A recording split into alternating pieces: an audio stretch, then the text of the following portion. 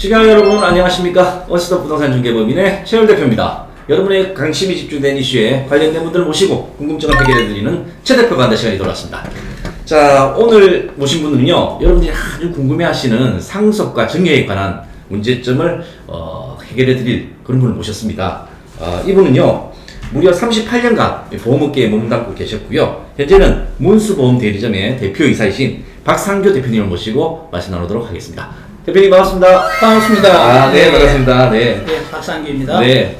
대표님 보험업계 쪽에 38년이나 세월을 계셨으면 뭐 이제 거의 뭐 보험의 신이라고 할 정도가 되실 것 같습니다. 세월이 참 빨리 흐른 것 같습니다. 예. 제가 82년도에 예. 대한생명에 들어와가지고 네. 지금 약 38년 정도 네. 보험업계에 근무하고 있는데 네, 네. 38년 중에서 약 36년을 울산에서만 지금 그러시군요. 근무하고 있습니다. 그럼 저희 시청자분들께서도 뭐 고객으로서 만나 뵈신 분들도 꽤 되실 것 같습니다. 많이 있죠. 네, 상당히 반가우실 것 같습니다. 예, 네. 예. 자, 그러면 오늘 저희가 이게 다룰 주제가 이제 상속세, 이 증여세에 관한 문제거든요.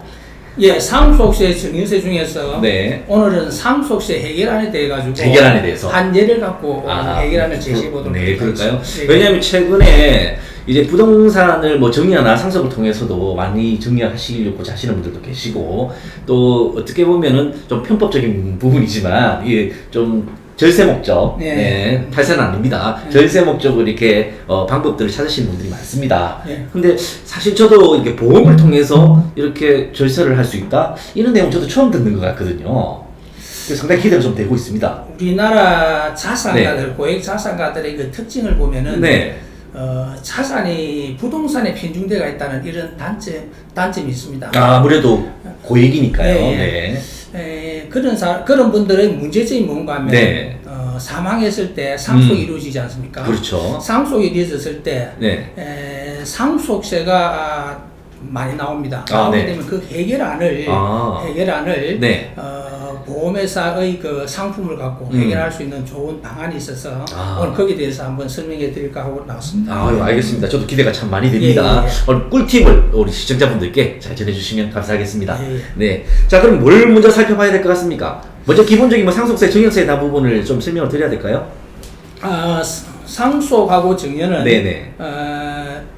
세율표를 보면은요, 네. 5단계 초과 누진세율로 되어 있습니다. 그렇습니까? 상속세나 증여세는 똑같이 5단계 초과 누진세율로 되어 있는데, 네네. 여기 한번 찾아볼까요? 예, 네네. 예. 한번 띄워주시겠습니까? 네. 이거 보시면 되겠네요. 네. 보시다시피 네. 과세 표준이라는 것은 네. 상속세 총 상속 재산에서 네. 공제할 부분을 공제하고 네. 공제할 부분을 공제해가지고 네. 이제 그 실제로 내야 될 돈이죠. 실제로 내야 할 과세되는 부분. 과세되는 부분. 네. 거기다가 세율을 곱하면 산출세액이 되는데요. 네. 예를 들면은 부동산의 네. 고시 가격이 한 30억 정도 부동산을 갖고 있다. 네. 그런 분들이 이제 그런 분들이 사망했을 때 네. 상속세가 과연 얼마 나올 것인가? 네, 궁금하네요. 그런 예를 한번 들어보려고 하는데요. 네. 30억을 30억을 부동산의 30억을 네.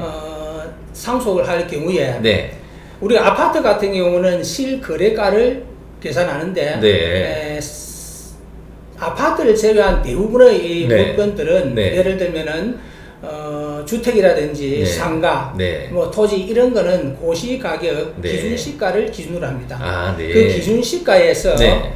이제 제할 걸 공제를 하는데 네. 일반적으로 비상속이라 하면은 네. 사망한 사람을 말하고 네. 상속인이라 하면은 상속을 받는 사람을 말합니다. 네. 피가 난다고 해서 비상속이라 돌아가셨다더라고요. 그렇게 네. 정리할 수 있고요. 네. 그래서 비상속인의 재산이 네. 예를 들면은 한 30억 정도 된다고 가정하고 네. 그 다음에 이제 그 상속인인 배우자가 이미 떠났고 상속인 아들만 둘이 있다고 가정했을 때 네. 그러면 상속 재산이 어느 정도 될 것인가 그 예를 한번 들어보도록 그렇게 하겠습니다. 네, 알겠습니다. 궁금하네요. 예를 들면은 네. 상속 재산이 총 상속 재산이 30억일 경우에 네. 배우자가 있고 자녀가 있으면은 네. 일괄 공제가 10억입니다. 네. 일괄 공제가 10억이면은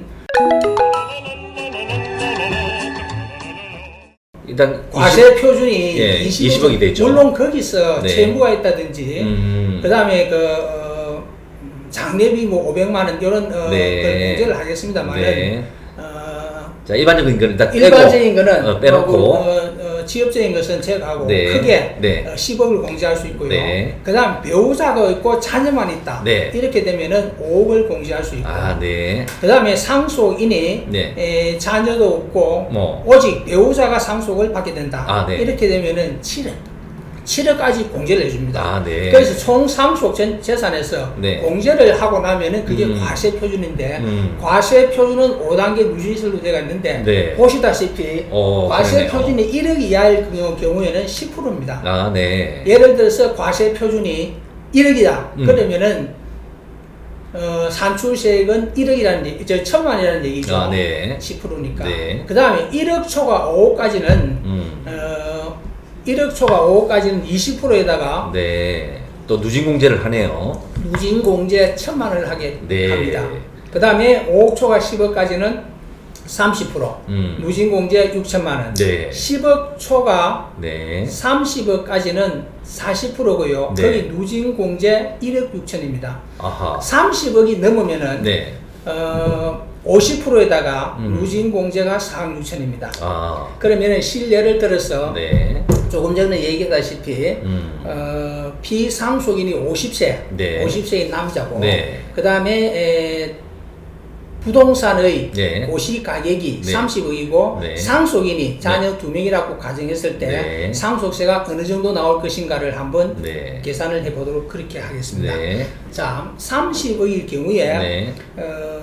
자녀만 있을 경우는 5억까지 일괄 공제가 됩니다. 네. 그러면은 과세 표준이 25억입니다. 네. 25억 같으면 어느 구간이겠죠? 네. 10억 초과 40%. 30이죠. 네. 40%입니다. 네, 그러네요. 그러면은 25억, 40억 같으면 네. 10억입니다. 네. 10억에서 1억 6천을 공제하게 되면은 8억 4천만 원입니다. 아, 네, 그러네요. 그러면은 이 8억 4천은 상속세를 어떻게 준비할 것이냐? 네. 물론 우리나라 자산가의 특징이 네. 일반적으로 전체 보면은 74%가 부동산에 편중되어 있고요. 네. 60세 이상은 네. 82%가 부동산에 편중되어 있습니다. 아, 부동산 편중도가 좀 심한 그렇게 편이죠. 되다 보니까 네. 만약에 사망을 하게 되면은 네. 상속세는 네. 비상속인의 사망일로부터 사망한 날의 말일자부터 6개월 이내에 신고 납부를 해야 됩니다. 네. 그러면은 예를 들어서 오늘 사망을 했다. 네. 비상속인 사망을 했다 그러면은 12월의 말일자 1월 달부터 6개월 같으면 1월, 2월, 3월, 4월, 5월, 6월 30일까지 네, 네. 신고 납부를 해야 되는데 하루라도 지나게 되면은 20에서 40% 가산세가 붙고 네. 그 다음에 납부 불성실 가산세 계서 네. 1일 네. 0.025%씩 네. 연약 9% 정도 네. 납부 불성실 가산세까지 포함이 되기 때문에 네. 특히 조심해야 될 것은 6개월 이내에 신고 납부를 해야 되는데 네. 네. 세금은 원칙적으로 네. 현금 납부가 원칙입니다. 네. 근데 현금을 내려고 하니까 지금 거의 다 부동산에 편중되어 있는 네. 얘기죠. 그 뭐 처분하기 전에는 내기가 예, 길지 않습니다. 그러면은 이 상수세를 네. 어떻게 준비를 할 것이냐. 네. 뭐 물납도 가능합니까? 물납도 가능합니다. 아, 네. 그럼 물납도 물납으로. 있고 네. 연부연납도 네, 있고 네. 분납도 있는데요. 네. 물납이라는 게 이제 적정하지 않는 것이 네. 예를 들면은 물납이 A, B, C도 네. 있다. 네. 아파트도 있고 상가도 있고 뭐 네. 토지도 있다고 했을 때 네. 나는 A가 제일 좋은 물건입니다. 네. 상가로서. 네. 그런데 국세청에서는 A를 달라고 합니다. 제일 좋은 걸 달랐네요. 예. 네. 국세청도 바보가 아니죠. 네. 가장 좋은 물건을 가져가려고 합니다. 아, 네. 근데 가져가는 것도 네. 실거래가로 가져가는 것이 아니라 아하. 고시 가격을 가져갑니다. 아우야, 그냥 그저 시가로 가져간다는 얘기죠. 네. 그럼 상가 같은 경우에는 네. 기준 시가하고 실거래가가 굉장히 차이가 많이 납니다. 네. 예를 들어 한 40% 정도. 네. 상가의 기준 시가가 4억 같으면 실거래가는 한 10억 정도 하는데 국가가 가져갈 때는 4억으로 가져간다는 얘기죠. 네. 그래서 물납이라는 것은 네. 바람직하지 않습니다. 네, 그러네요. 또 만약에 네.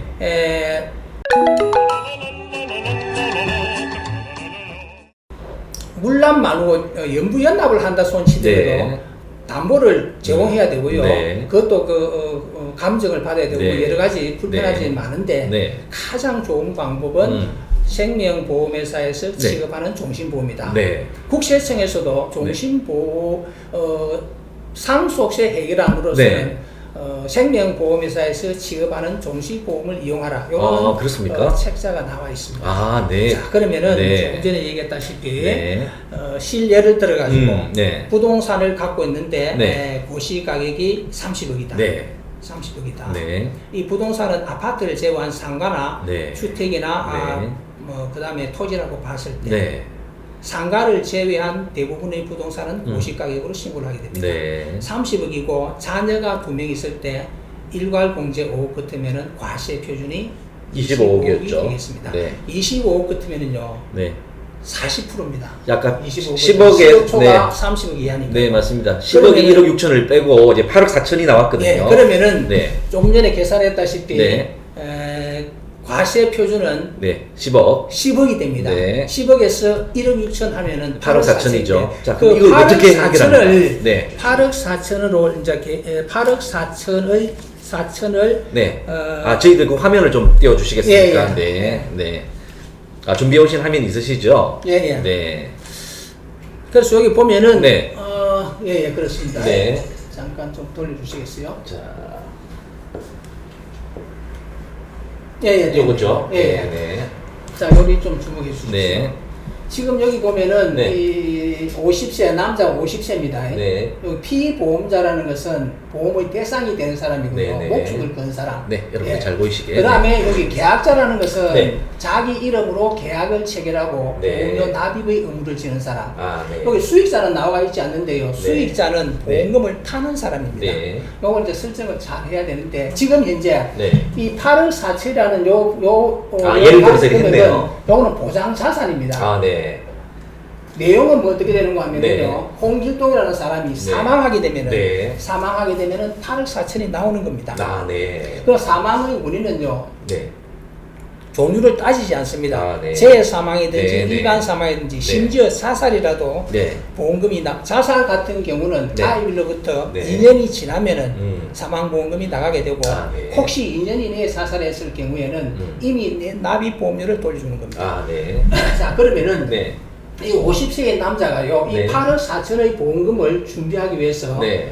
보험료는 20년간 냅니다. 240개월. 네. 한 달에 납입하는 보험료는요, 289만 8천 원이네요. 만만치 않은 금액인데요. 예. 네. 적지 않은 금액이죠. 네. 그런데 289만 8천 원을 내고 네. 오늘 가입을 하고 네. 가다가 네. 불행하게도 교통사고를 당해서 네. 사망했다. 예. 그러면은 어떻게 되겠습니까?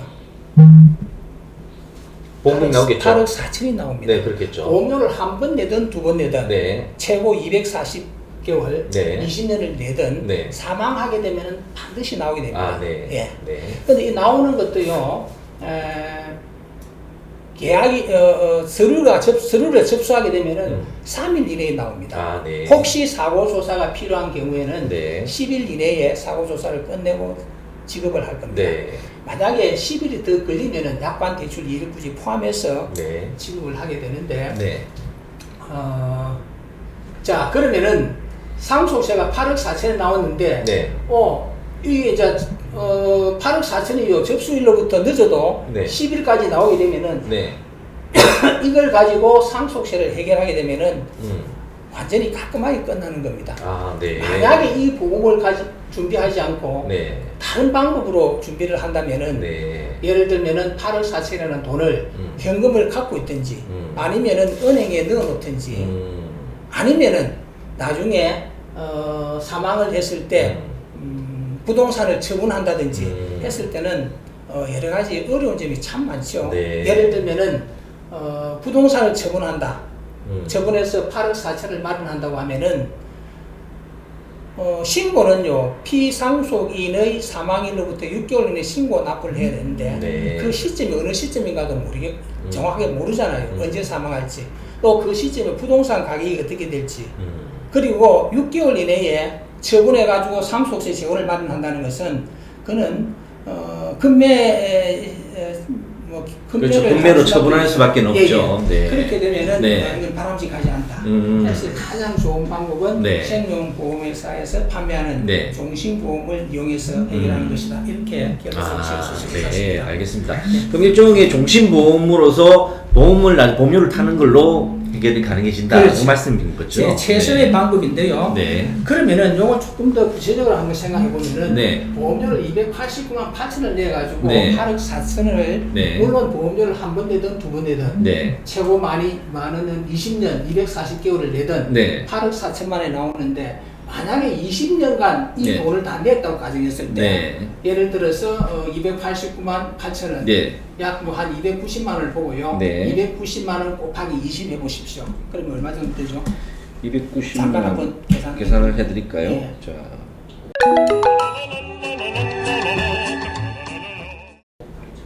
5억 8천입니까? 네, 5억 8천 나온다네요. 예, 5억 8천입니다. 5억 8천을 내고 8억 4천을 받아가는 겁니다. 8억 4천을. 네. 그러면은 우리가 보험을 가입할 때 가성비를 따져봅니다. 가성비도 따져보고 확률도 따져보고 네. 보험료 수준도 따져보는데요. 괜찮죠, 가성비도. 예? 이게 근데 그 월보험납이면 월보험료죠. 그죠? 월납입니다. 네, 월납이면 계산이 잘못된 것 같습니다. 잘못됐죠. 네네네. 아마 6억 6억 9,600입니다. 네, 맞습니다. 네네. 조금 네. 미안합니다. 네, 네. 월납입니다. 네. 월납이니까 240, 여기다가 290만 네, 원 네, 곱하기 맞습니다. 네. 240을 하게 네, 되겠습니다. 네, 맞습니다. 네. 그러면 한 6억 9,600. 정도 네, 들어가면서 그렇습니다. 8억 4천 나온다는데 네. 효율성도 괜찮고요. 네. 그 다음에 종신보험은 확률이 100%입니다. 네. 언젠가는 돌아가시잖아요. 네. 돌아가실 때 반드시 나옵니다. 네. 확률도 100%고요. 그 다음에 가성비, 네. 가성비도 괜찮습니다. 알겠습니다. 제가 뭐 끝으로 하나만 저 질문을 드릴까 합니다. 예, 예. 만약에 뭐 연세가 지금 50세 기준으로 이렇게 그렇죠. 20년을 잡으셨지 않습니까? 요즘은 뭐 100세 시대다 예, 보니까 맞습니다. 예, 예. 워낙에 이렇게 좀 장수하시는 분들이 많습니다. 그래서 사실 언제 돌아가실지에 대한 감을 잡기는 힘든 상황이거든요. 그러니까 50세부터 넣기에는 사실은 너무 좀 부담스러울 수가 있거든요. 예. 그럼 예를 들면 본인이 한 70세 정도부터 넣는다. 예. 이래 되면 보험료 자체가 많이 상승이 되겠네요. 예, 예. 네. 보통 우리 이 상속세를 준비하는 그 나이가 네. 뭐 60, 70 이쯤 되면은 네. 대체로 준비를 하게 되는데요. 네. 이 나이가 많으면은요. 네. 보험료가 굉장히 비싸죠. 그렇겠죠. 나이 한 살 한 살 많이 있어서 네. 굉장히 비싸지고 네. 또 이 종신보험 같은 경우는 70세가 넘었으면은 음. 가입 자체가 거의 불가. 물론 아, 그렇습니까? 보험회사마다 조금 네. 차이는 있습니다만 네, 네. 70세가 넘었으면은 네. 가입 자체가 힘들어지고 음. 또 연세 많으신 분들의 특징이 질병을 네. 갖게 됩니다. 아. 고혈압이나 아, 당뇨나 네. 뭐 기타 네. 그렇게 되면은 거절을 당하게 되고요. 음. 물론 간편 종신보험이라고 네. 나와 있는 상품이 네. 있습니다. 네. 제 홈쇼핑에서 간편 가입 보장성 상품 네. 이렇게 나오는데 간편 가입이라는 것은 질문 사항이 고지 사항이 딱 세 가지입니다. 네.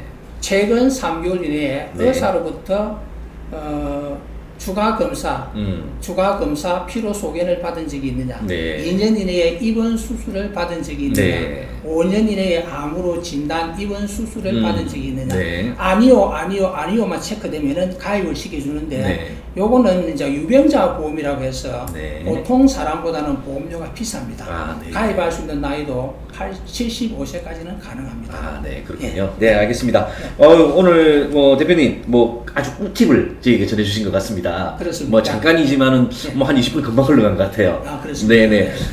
오늘 저희들 문수보험 대리점의 박상규 대표이사님을 모시고 자, 보험 상품 종신보험을 활용해서 저희가 상속세를 해결하는 방안에 대해서 한번 살펴봤습니다. 자, 대표님 너무 감사하고요. 시간 내주셔서 감사합니다. 예, 예. 네, 끝으로 뭐 하실 말씀 있으십니까? 사실 네. 상속세를 준비한다는 것은 쉽게 결정이 되는 건 아닌데요. 좌우지간 제가 살아오면서 생각해봤을 때 미리 준비를 하고 네. 그 다음에 상속세를 해결할 수 있는 안은 조금 전에 종신보험을 이용하는 방법도 있겠지만은 네. 사전에 피상속인의 사망의 훨씬 10년 전부터 정렬을 해서 상속 네. 재산을 네. 줄여 나가는 방법 네. 그런 것이 있는데 네. 정렬을 하는 것도 피상속인의 사망일로부터 네. 10년 이내에 네.